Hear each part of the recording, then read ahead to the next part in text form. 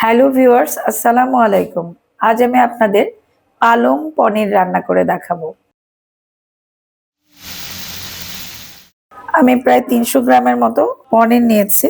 এটাকে এভাবে টুকরো টুকরো করে নিচ্ছি।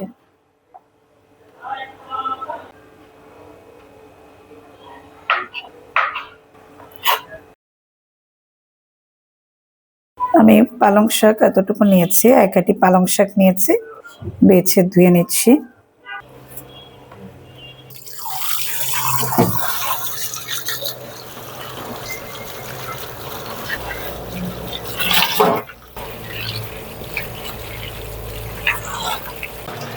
এখন এই পালং শাকটাকে আমি এখানে ফোটানো গরম পানি আছে, তার মধ্যে ১ টেবিল চামচ লবণ দিলাম। এবার আমি পালং শাকটাকে গরম পানির মধ্যে দিয়ে দিচ্ছি।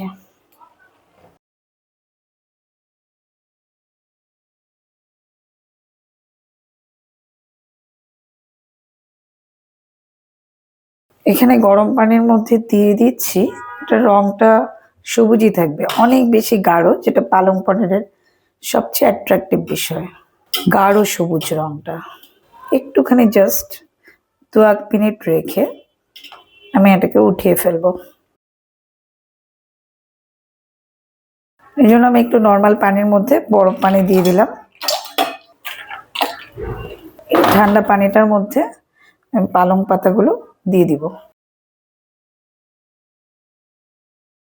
রংটা আরো গাঢ় হয়ে গেছে।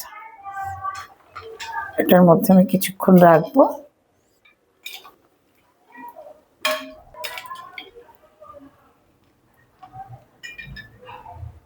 শাকটাকে আমি উঠিয়ে ব্লেন্ড করব, পানি ঝরিয়ে নিচ্ছি।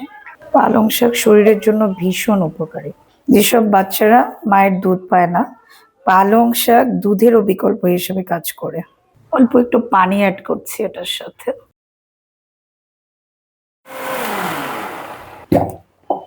এবার আমি রান্নায় চলে যাই। এখানে ৪ টেবিল চামচ তেল দিয়ে দিলাম, আর ১ টেবিল চামচের মতো ঘি দিয়ে দিচ্ছি। এই জায়গাটায় আপনারা বাটারও ব্যবহার করতে পারেন। ১ চা চামচ জিরা দিয়ে দিচ্ছি। জিরার একটা সুন্দর ফ্লেভার ছড়ালে আমি কিছু শুকনো মরিচ দিয়ে দিচ্ছি।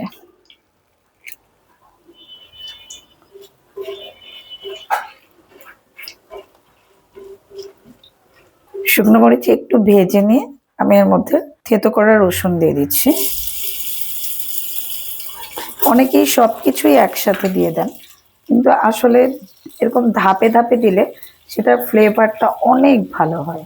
সব একসাথে দিলে এই ফ্লেভারটা পাওয়া যায় না, আর ফ্লেভারের সাথে স্বাদ কিন্তু যুক্ত। ফ্লেভার ভালো হলে খাবারটা খেতে আরো বেশি ভালো লাগে। রসুনটা একটু ভেজে নিচ্ছি, দারুণ একটা ফ্লেভার। রসুন আমি ২ টেবিল চামচ দিয়েছিলাম, পেঁয়াজ আমি প্রায় ৪ টেবিল চামচের মতো দিচ্ছি। এখানে আমি একটু পেঁয়াজ রসুন বেশি ব্যবহার করেছি।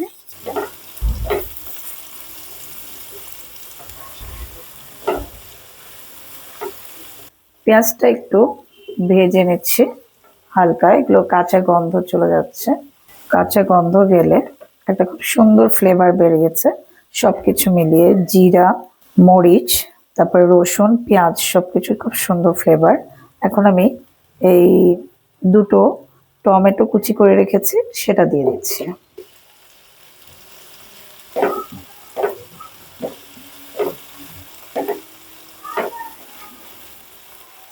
এর মধ্যে এখন আমি ১ চা চামচ লবণ দিয়ে দিচ্ছি।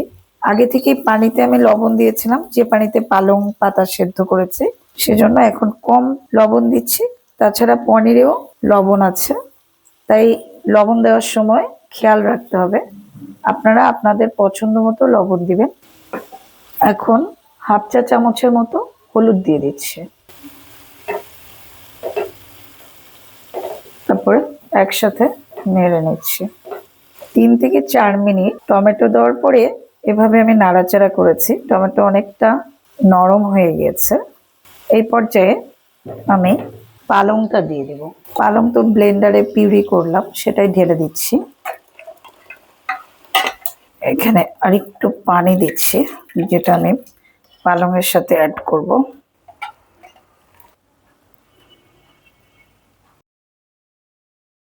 গাঢ় সবুজ। এই কালারটা পালং পনিরের একটা বিশেষ বৈশিষ্ট্য। আমি একটু লবণটা টেস্ট করছি, লবণ ঠিকই আছে। 1 থেকে 1.5 মিনিট জ্বালিয়ে নেওয়ার পর এর মধ্যে আমি পনিরগুলো ঢেলে দিচ্ছি।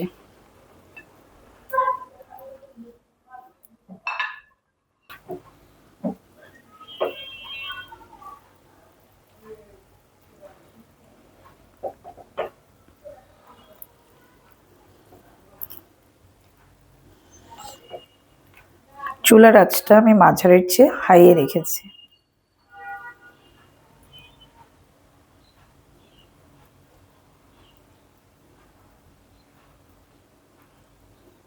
এর মধ্যে আমি 1 টেবিল চামচ বাটার দিয়ে দিলাম, এটা অপশনাল।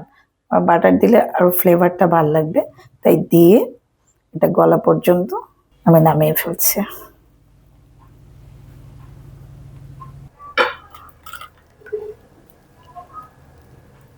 এটা সাদা ভাত, রুটি, পরোটা, লুচি সবকিছুর সাথেই দারুণ যায়।